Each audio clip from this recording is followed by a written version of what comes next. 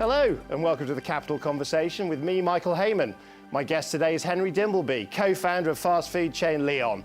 He and his business partner John Vincent asked themselves this: what might McDonald's be in heaven? Well, back on Earth 14 years later, Leon has served itself up as the answer. Today, the restaurateur has packed up his cookbooks and is using his culinary skills to improve the veritable British institution of the school dinner. Henry, welcome to the show. Good to see you. Good to see you too. Now, I've heard you rather impolitely described as a posh Jamie Oliver. Is there more to you than that? It was interesting, when John and I did the school food plan, so we did some work for government setting out how food should be improved in schools and how to improve food education. And when it came out, the line that the press first took was rolling pins at dawn, this idea that somehow there was kind of Jamie Oliver versus us. And actually, Jamie was unbelievably good and helpful and has become a real ally. And if it would be an honour to be described as a posh Jamie Oliver. But you see life quite similarly as him. I mean, a real sort of activism, getting involved, not just the day job, but actually improving the nation's diet. I think that's why John as well, Vincent, a business partner who was doing it, I think we're all impatient and frustrated. That's why you become an entrepreneur, because you see something that's not as good as it could be and you want to change it. And I think that one of the, a lot of entrepreneurs, that spills out into... Is there something about the food business that's impatient, do you think? Or is it just being an entrepreneur generally? I just think generally entrepreneurs want to change things. They want to make things better. They see something that can be made better and they think, well, why shouldn't that be me? And I think that spills out often into public work, I think you speak to entrepreneurs, they've always got projects in their lives. Yeah, their spouses are always tearing their hair out because they're always trying to improve everything all the time. Well, and you've got a lot on the go. I mean, we'll come to the business career in a moment, but let's talk about chefs in schools. This is your new initiative, which is about taking great chefs, great entrepreneurs back to the school, and getting to grips that institution, the school dinner. Absolutely. So when we were writing the school food plan, we visited 60 or so schools, and what we noticed was that the status and skills of the school chef often are low. The school chef often is the cook, is the person who comes, literally they come in the back door and they leave by the back door, and all the rest of the staff come in the front door. And so one of the... So no self-esteem. No training, no status. And we noticed that in schools that did things well, that the chef was an integral part of the school. Right. And so explain that. So as what? As a sort of character? Yeah, as a character. They were invited to the parents' days. The parents could talk to them. They sat in on the teachers' meetings. Food was an integral part of the school's approach to life. It was one of the things the school did. And at the same time, I happened to ask, my kids go to Gayhurst Community School in Hackney, our local state primary, and I happened to text saying that we're looking for our school cook there, decided to pack it in, and I tweeted that we were looking for a new school chef, and Nicole Pisani, who at the time was the head chef at Nopi, which is Ottolenghi's high-end restaurant, she had been talking during her kind of busy service about how she wanted to have more purpose in life. And the manager of Nopi said, have you seen this tweet from this Henry Dimbleby guy? Why didn't you get in touch? And anyway, she did, and for the last 4 years, she has been cooking and teaching cookery at Gayhurst. She's also brought in 3 other chefs from Dabu, the Riding House Cafe, and Nopi. That's not how they're born, these kids. They're getting the sort of top but end. What's interesting, the reason for the charity is that every time a little thing would appear, whether it was in the Hackney Gazette or something in the Independent, she would get all these chefs saying, how do I get involved? How do I get involved? And the head teacher would get schools saying, how do I do this? So are you encouraging these chefs to be full-time members? So it's not a token. There's not a token thing. It's not a charitable give a few hours. This is I'm going to change my life change your completely. career. So this is leave your 70 hours a week, very hard work, potentially not particularly rewarding, to do something that is hard work. And it's difficult to get children to eat well, but is rewarding. If you've got kids, you've got the holidays off, and actually the money for the hours is pretty comparable. And so we think we launched a week ago to kind of test the waters. We had 100 schools getting in touch and 100 chefs. So you've got demand. So we now want to see how quickly can we train those people up and get them into schools. The costs of bad food are quite well documented. We know what sugar has led to in terms of the national diet. But in terms of the opportunities of good food, in terms of what kids actually get when they're getting this sort of presumably world-class food back in the canteen in terms of the schools, what do people get out of that, apart from just a good meal? Yeah, so is it more? So I think the good news, as you say, is we are now, this used to be thought of as something that was something wishy-washy, liberal-minded people did because they couldn't be bothered to teach people how to do maths properly, And now it's more than £10 billion, food-related disease, more than £10 billion in the National Health Service. It's seen as one of the big scourges of our society. And so people realise, in London, 1 in 5 children arrive at primary school obese. 1 in 10 arrive at primary school obese. It's twice the number if they're in deprived areas. So this is a real problem. So as you said, from the kind of part of overcoming that downside is teaching people to eat properly again, teaching people to cook again. But there's also, as you said, an upside. So it brings, when you get good food being cooked in the canteen, you get teachers in these schools, teachers eat for free if they eat with the children, which a lot of teachers don't. It creates a really beautiful communal structure built around the dining room of school. So I think there are lots of soft benefits. Better outcomes, social outcomes. Better concentration after lunch, but also the conversations that happen between teachers and pupils. And teachers in Gayhurst, if there's a pupil they know is having particular trouble, they'll make sure to sit next to them at lunch. And you can have a very different kind of conversation in that environment. Does the chef become an employee of the school when they join? Yeah, the chef becomes an employee of the school. And the other thing that happens is that we retrain. So Nicole, when she joined, I think the average age of her school cooks was something like 60, 50, 59 or something. And she has retrained those. She reckons that they could go and do a stage, do a job in a restaurant. They were opening tins before, and now they're chefs. She's got a baker. She's retrained a baker. She's got these cooks now who she's changing their lives as well. Is this a sign of things to come? More business people, more people from other sorts of walks of life getting involved in the world of teaching in a different way? Well, there's obviously, you've got, well, not Teach First, but the thing that Lucy Kellaway is doing, which is where you go on from having a career to teach. I think that there is definitely a cultural breakthrough that is going to happen. So what we're trying to do is say, in the old days, no one would be seen dead cooking in a school. It's like, or in a hospital. It would be like the lowest, like the place where it would be so. Could these be the training grounds? I think the future is to have I think Teach First did it in schools, and begun to completely turn this idea of taking graduates and getting them into schools to become teachers, and a lot of them stay on. I think this is a part of what we need in society is for people to see working in state institutions as being as productive, as a potential pathway. Right, OK. Just because we're racing up towards the break. In terms of, you're a great fan now of British food. I was reading you're saying it's getting better. Sounds like the old British Rail adverts. We're getting better. How good is it now? So I used to be a journalist in the early 90s. The Telegraph sent me from London to Paris with my mum, in fact, who's a cookery writer, to review the food. Because in those days it was just after the Eagle had opened and Quaglino's, and we were beginning to get a bit of kind of confidence swagger. And they said, "Well, go and see if Paris is better." And I went, and Paris was much better than London. I redid exactly that same trip a year ago. And Paris hasn't moved forward at all. The London food scene is it's better than New York. I've been there recently quite a bit. It is the most exciting and vibrant food scene in the world. Is it better because it just tastes better, or is it more innovative? What's the critical difference? We have a generation very young of young, ambitious chefs with influences from all around the world who are doing things very innovatively, often very cheaply, often in kind of,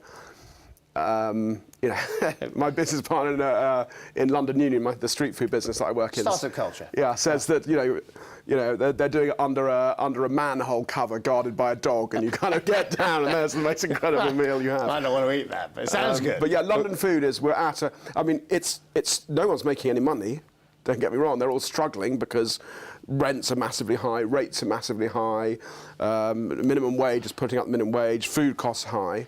But the scene is... They are... What's exciting is that they're that's classic entrepreneurs. They don't care. They just want to do something amazing, and they're you're competing involved with the whole food market scene. I mean, presumably your enemy is the kind of the traditional restaurant with the sort of the tablecloth, and I mean is that going to go into the history books, or is there still room for the more traditional fine dining? I think there is room for it, but a lot of people don't want that. You know, a lot of people want to kind of socialising en masse with all of the kind of online socialising that goes on. The reason Dinerama is in London is one of our businesses, and there's 1,000 people there eating street food and drinking together, and so it's just a completely different thing. No, you can't do that anywhere else. Right. So I think it's another thing. World capital for food. Definitely. Right. At the moment, world capital of food, without a doubt. Now we're going to have to leave it there, but we'll be back. And when we do, we're going to go from fast food to fast firms. Hold on to your seats. The inside story of Leon is coming up next. Stay tuned.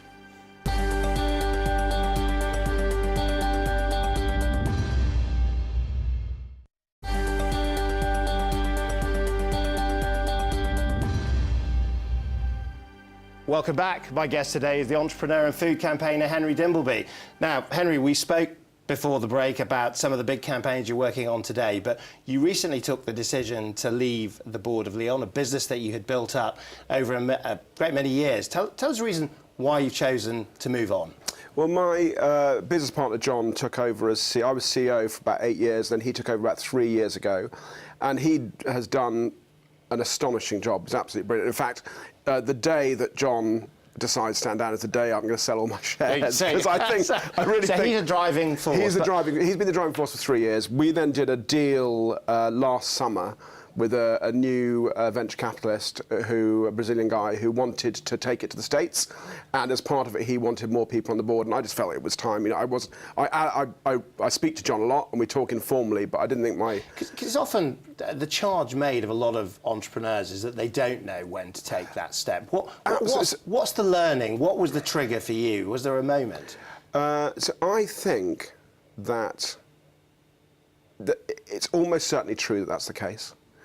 And it's impossible to, I think it's almost impossible to stop that happening. So I think when John, actually the trigger moment was when John took over as CEO. And I think when you're running a company, you have to be incredible, 100% focused, 100% stubborn. You don't even think about moving aside.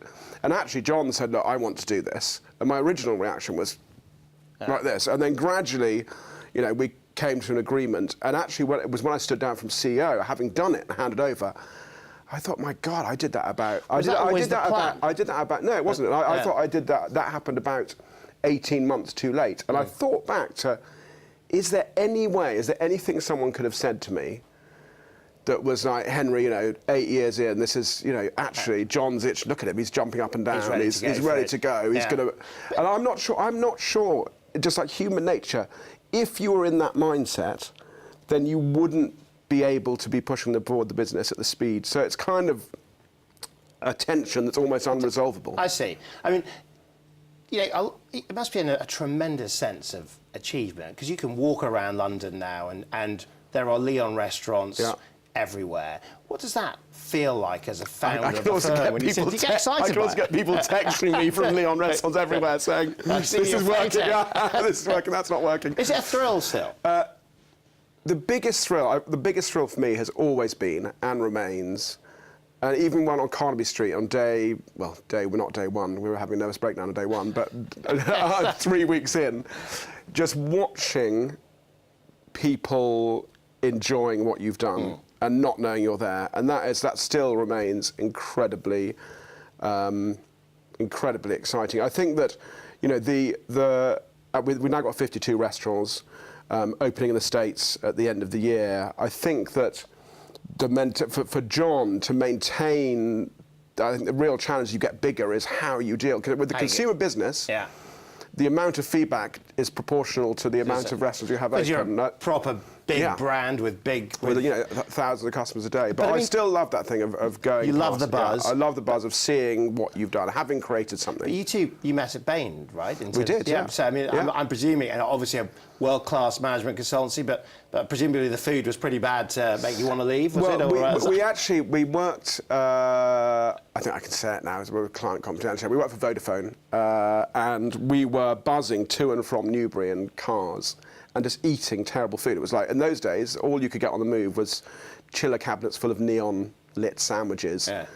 Which is depressing, Fairly joyless or experience, delicious Kentucky Fried Chicken that then made you feel really sick and guilty. So it was actually during those trips to and from Newby that we thought of Leon. And then I was posted out to Tokyo for a year, and I rang John from Tokyo and said, look, John, I'm going to do this. I thought I should let you know this idea we've been talking about.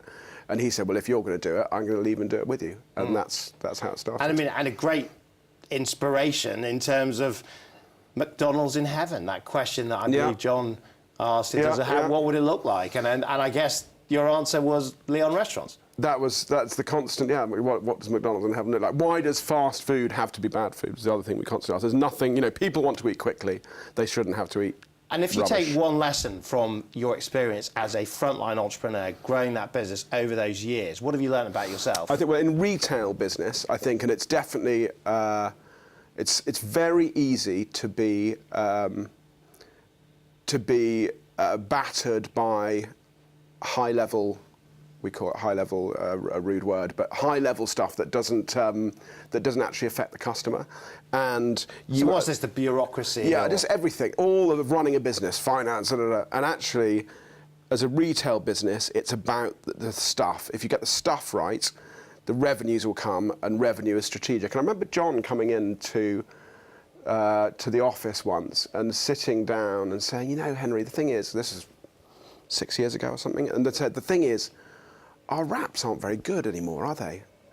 And I was like, they're not. And what had happened was that we'd kind of done a number of changes over time for good reasons, tomatoes were going up and we had to get sustainable this and da-da-da.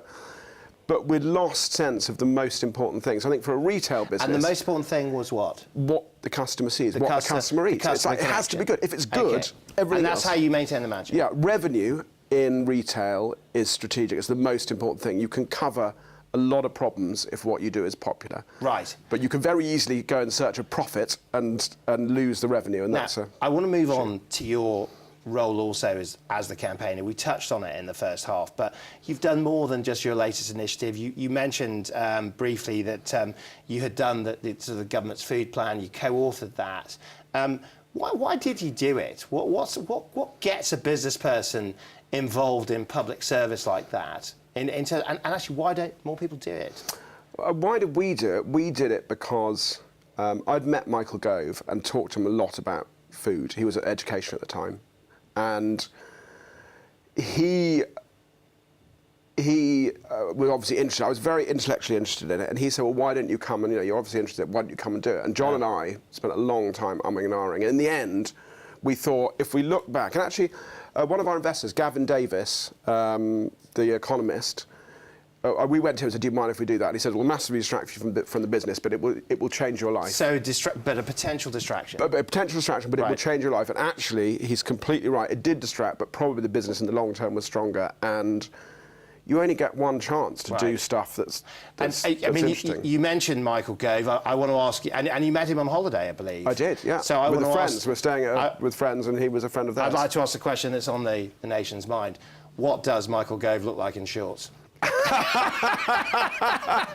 Well, actually, I did have to bury his dog on the holiday. His dog got hit by a car. We had to bury it on the holiday, so it was quite eventful. But quite a controversial character. Michael is, I think, so yes, he's controversial. He can't resist mischief-making. He's an ex-journalist, but he is intellectually honest. He's clever. And he is really dedicated to structurally reforming things. And I think that, if you look at DEFRA now, I'm non-exec at DEFRA. Yes, I and noticed the that, people in fishing and the people in the countryside have got a serious heavyweight cabinet minister who wants to change things for the good. And I would defend him. I really would. I mean, he said some mischievous things, and that's his nature. But I think he's a serious politician. Obviously, there's a lot of people that have a different view about him, but I'm more interested actually in the role of the business person going into government. I mean, there are many examples of people that get hugely frustrated about the experience of working with government, of working, with the bigger sort of officers of state, the civil service, and so on. Do you feel that managed to get things done through the food plan? Or are you frustrated as well? No, I think you have to recognise, it's a bit like the question about, you know, when you stand down as a CEO, you have to recognise structurally that some things aren't perfect. So the nature of democracy and of the civil service will mean that sometimes if you come from a very fast-moving entrepreneurial system, you find it frustrating. And you can either just go in an arrogant way, oh, well, it's all rubbish and I'm not going to get involved, or you can say, well, where can I push it and tweak it, and how can I help and make something happen? And actually, I think that, I think there's a real arrogance towards the public sector generally amongst private sector people who think they can do it better. And if they think they can do it better, go and do it. Because that will have more impact on society for most of you, unless you run Facebook, than your business, which will make you a few million quid. Make you a few million quid, and you can sit happily with your pool and think you're better than people who are actually working every day to make the country a better place to live. Now, you've got very well-known mum and dad. In terms of the choices that you could have made, broadcasting or food, what brought you down on food? Because you had to go at both, didn't you? Well, I didn't try broadcasting. I was a journalist, so I was a chef first out of university. I did physics and philosophy, so obviously have always been slightly kind of conflicted between arts or science. Then I was a chef, then I was a journalist at the Telegraph, then I thought I wanted to run newspapers, so I went to become a management consultant, and then I realised that actually food was what I loved. And that's why Leon happened. That's why Leon happened. And in terms of, I mean, unfortunately, as ever with these things, we've run out of time, but if you were to think about the lessons you've learned in terms of where you might go next with them, what's the next chapter like for you? Will you be a permanent campaigner, or are there other business opportunities that we're yet to hear about? I think I'm definitely going to keep campaigning, particularly on food and children's obesity, and I think that's a solvable problem in our lifetime. And then I think the other thing is you have to wait, opportunities kind of bubble up and come, and if you fill up your time too much, you don't get to grasp them. So I'm sure some other things will come up. So keep open for the opportunity. Absolutely. Henry Dimbleby, thank you very much indeed. Thank you. And let's finish with a final call out for chefs in schools. Yeah, if you're a chef or a school who wants to get involved, we want to hear from you. chefsinschools.org.uk. Henry Dimbleby, thank you very much. And that's it. That's all we have time for this week. And thank you to my guest, Henry Dimbleby, who has served up a story of business success, expertly paired with the life of a campaigner.